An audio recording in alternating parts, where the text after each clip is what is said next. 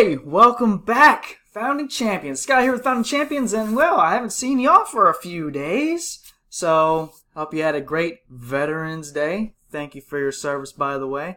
And without further ado, let's get into these previews. So, if you look at your screen, you're going to see a bunch of new previews, if you haven't seen them already. So, first up, we got Bossy Orc, right here, Bossy Orc, also known as Lots of Rules Question McGee. So first up, he is a clunky, two clunkies. We got Stacking Orc, Bossy Orc unit. As this enters play, if it has a support of less than 2, you may search your deck for a Grot unit and deploy it under this unit. So you're going to go through your deck, search for a Grot, throw them underneath it. Heroic deck. Deploy a supporting Grot unit onto a highlighted champion. Normal restrictions apply. Rotate this 1 steps forward. Okay, so he's going to rotate forward to put a Grot from your hand. Now deploy a supporting Grot. So I think supporting is actually a new version of a keyword. So we've seen support, but I think this is the first time we've seen supporting. I think there's going to be a lot of discussion on this card and some rules clarification at some point. I feel like they meant what they meant by writing this card. But so one of the biggest questions I think I have is the Savage Boar boss. When you you're putting into an empty Savage Boar boss, he's coming into play, right? You search your deck for a Pouncing Wolf Rider. That Pouncing Wolf Rider gets deployed underneath this unit. Well, is it deployed like underneath before this guy hits play? I think the way it works is that Bossy Orc is in play, so any Grot that you put in play, or you deploy in play, that Grot won't rotate. So I don't think when you put a Pouncing Wolf Rider into play, it's going to immediately rotate, deal damage, get additional action. I don't think that's how this works. I think that he is in play, his ability activates, and then you put a guy you just slide a guy underneath. I think that's how this is supposed to work. Heroic deck deploys supporting Grot unit onto a highlighted champion. I think then you just sort of repeat his put into play effect. So it's just like his put into play effect. You just repeat it for another unit elsewhere. Because there are a lot of Grots that get stronger depending on how many units are beneath it. The one that I think the most is Cowardly Grots. It gets stronger the more Grots that are underneath it. You also have the ambushing Grots, I think it's called. So Grots get better the more things that are underneath it. This card makes just the Grot deck better. Unfortunately, I don't know. I'm not too big of a fan of this card for me as of yet. It's got tons of flavor. I think it's got a lot of flavor. I mean, Bossy Orcs, Orc bosses, when they're commanding the Grots, they're I'm surprised they didn't show the one with the guy with the whip. Usually they go around whipping Grots and stuff. So it's just tons of flavor when it comes to the lore and the card game. And in terms of competitive, right now we're getting a 2 thumbs down on competitive on this right now. All right, next up we got Knight Questor. I know my screen is slightly blocking it. Here we go. Damage unit, healing unit. I don't know why the healing is here. I don't see that too much in the actual game. Let's pull it up, and it's a complete flavor travesty. The Knight Questor, he's trying to complete his quest and defeat opposing heroes. But let's see. Let's just dig it right into it while this is pulling up. It's a damage unit, healing unit, Stormcast, champion, warrior, Knight Questor, heroic deck. You can only be used while disengaged. Swap this champion's position with another highlighted disengaged champion. It's basically tactical formation on a champion. It's not going to draw you a card, but you get to use it as much as you want, but he has to be one of the participating units. Order Stormcast Eternals. Let's see, where would he be? Oh, I've got 6 pages to go through. Ooh. Probably just type it in. QUEST. There he is. There's a Knight Questor. Look at him. I got one of these models back in another location. It's in the other house.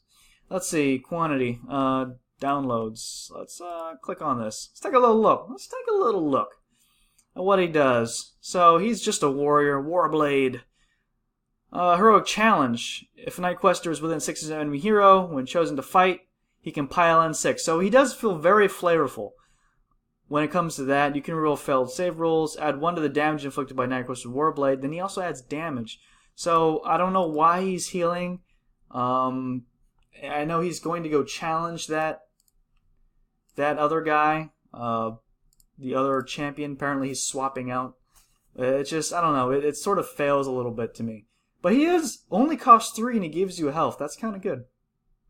Otherwise than that, I don't think there's really much more to speak about this. Damage, unit, healing, I don't like that at all. So competitive, that's another 2 thumbs down. Okay, so 2 thumbs down on that. Flavor-wise, I give it a C. The Changeling, it's a new chaos. Wizard. So you're going to go ahead and, it's a demon, it's a unique. No health modifier, cost 6. The Changeling. Champion Wizard. Increase damage from highlighted spells by 1. So himself and his buddies to his left and right are increase that damage by 1. You can use it with the other Chaos Champion that increases your spells damage on its last corner. Now, increase damage from highlighted spells. If you have a spell, I can't think of a spell that does. Well, you know, like Pain-Induced Fury, it'll get, because it's the spell that's doing, or I don't want to misspeak, but there are some spells that are like buff spells, but the buff spells is a spell that's actually doing the damage. So do look at the wording on that. If the wording says that ability does an extra 2 damage, then it does 2 damage. Or if you play an ability that damages yourself, this spell deals 2 damage. You know, it depends. It really depends on the wording. So look at the wording.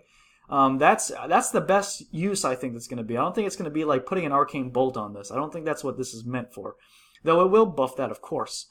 Spell removal, spell ability, not too fast, not turbo whatsoever. Next up, Treacherous Bond. Treacherous Bond.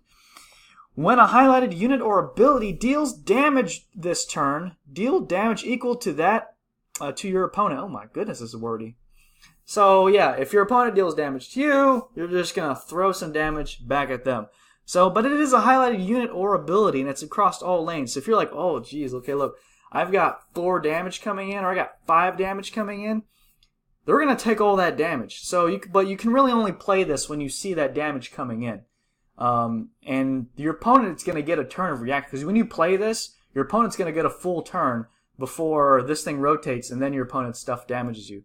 So while this thing could just straight up really nuke somebody, and it is good against Stormcast, so I mean, he is fighting a Stormcast guy, because Stormcasts are usually long rotations. So Treacherous Bond, a good sideboard card against those types of cards. Against other Chaos decks and stuff, their cards are rotating too fast. They'll just simply not play anything into this guy. And then for the ability, they're just simply going to not play abilities that turn. They're just not going to use it. It's kind of like, you just, you know what I mean? They're just not going to do it. So this really only hurts people that have units that are on long rotations. Next up, Blood-Soaked Banner. Let's see. Oh, Treacherous Bond, by the way, is very flavorful. Very flavorful to the lore. Just, you know, you're hurting Chaos, and Chaos hurts you in return. Blood-Soaked Banner Bearer does nothing. 2 and then 2. It's a demon. It's a unit. Increase damage done from your highlighted units. So you're buffing done from highlighted units, not just your own. So your opponent's highlighted units will deal just as much extra damage as your own. So I don't like giving my opponent the option to do more damage. I don't really like this card. Maybe a sideboard card against spell only decks, so you can buff only your units, because the buff is pretty sweet. But this card's bad. Uncommon, it's just straight up bad. I don't think there's much more to say for that. Now, it can just straight up win a game on its own, but the likelihood of that ever happening without your opponent just winning the game as well against you, pretty low. Pyro Electric Blast. Here we go. We got a juicy one. Guys. Ooh, okay. I'm excited. Pyro Electric Blast. Comes into play, does nothing. Rotates. Corner 2. Remove a highlighted unit. So it's a removal. And then it deals 5 points of damage. I think this card is going to be very good. I think this is a very good spell. This is a very good spell. It does the average amount of damage that a card should do, right? And spells usually do a little more damage. I think spell would probably be around 6 average damage. But cards in general, they do about 5 damage apiece. This card does that. Not only does it do that, but it removes an opposing unit almost straight right away. You just play the card, next turn it's gone. I do like it. It's very good. It's a great card. Outstanding card. Good card if you have multiple wizards and stuff. However, as we do know with wizard removal, if you really don't want something to get removed, you just don't play stuff across from wizards. It's plain and simple. But I think it's pretty good. Let's see. Next up, Thundering Concussor. Thundering Concussor, very much like the. I think we already have art that has this Dracoth, but that's the one with the Warglaive. This one is the same guy, but he's carrying a hammer, and that is a Concussor. The other one we're talking, the one with the spear, the Warglaive, is a Fulminator. This is a Concussor. We still have more to come out, so in further sets we might see Tempestors and things like that. This is a very, very flavorful card, outstanding card, amazing art. Look at the art on that, guys. Look at it. I love it. I love the blue, the gold, the white lightning. Does a damage right away. That's great. Does 4 damage in total, though. Stormcast unit. Damage to your opponent. The highlighted champion cannot use abilities. This is huge. So you pretty much lock down a champion from being able to continue its rotations. So granted, you're not locking it down for units, but you're locking it down for abilities. Yeah, they can use abilities in other lanes, but in those other lanes, they're not rotating the champion that they needed to rotate. This card is good. Unfortunately, it only does 4 damage, but like all the other control cards, it's a little damage light. But the other cards, they stop units and they only do 3 damage. This card does a whole whopping 4 damage. So I think this card is good. It's a good card. I think it's about a B, terms like maybe a B- in competitiveness. I think it'll see some play. And it's flavorful. It's flavorful to me. It's really flavorful. I think it could have been more flavorful. So it gets about a B in competitiveness and about a B in flavorful. So a pretty, slightly above average card. Okay. So next up, I'm sure you've all seen it. You can see it on your screen right now. Look at that. Look at him. Look at him. Volturnos. Volturnos. However you say it. I don't know. High King of the Deep. Not only is he an outstanding model, but he is an outstanding card. Let's pull him up real quick. Let's pull him up. We got some time.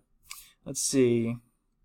There he is. There's the full model. I've got 2 minutes remaining in this video, guys. I timed them to 15 minutes exactly, and I hold to that. There he is. Volturnos. Let's pull him up. All right, so you can see he does quite a bit of damage, tons of movement, tons of abilities. Can we get a zoom in on this? There we go.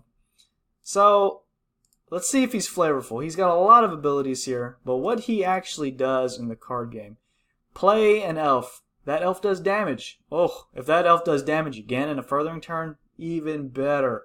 So this is turbo rotation. It is turn 1, turn 2, turn 3, and then turn 4. Or unless the rules change that stops it from happening, this is also turn 3. So this is a turn 3 card, but it only takes 2 cards to fully rotate them. Unique plus 2 health modifier, which is huge for these elves. These elves have been doing a lot of zeros and negatives, but we finally get 2. That's huge. Cost 9. Elf. Champion Warrior. At the start of your turn, deal 2 damage to your opponent if all highlighted champions control elf units. Okay? So turn 1, elf. Turn 2, elf. And then this guy is just going to keep plucking 2 damage, 2 damage, 2 damage, 2 damage. You're just going to keep it on going. And you know what? I think that's good. I think this card is amazing. It's a turbo rotation card. It's good on its own just like that. And then it has an ability where it can nug your opponent for 2 or maybe 4 damage in the course of a game. Maybe even more if the game goes long. I think this card is amazing. I think it's insane. I have 30 seconds left. I mean, what else is there to say? You just play a bunch of elves. You just play a bunch of elves. Its card's amazing. It's flavorful. I'll let you read this. You hit pause, read it on your own. It's very flavorful. He does extra damage. Look, D3 mortal wounds. Things like that. Melee weapons. Does extra damage. And guys, I do want to thank you for watching. Haven't seen y'all in a little while, but here I am. Thank you for watching. I hope you have an outstanding day, and we'll see another video.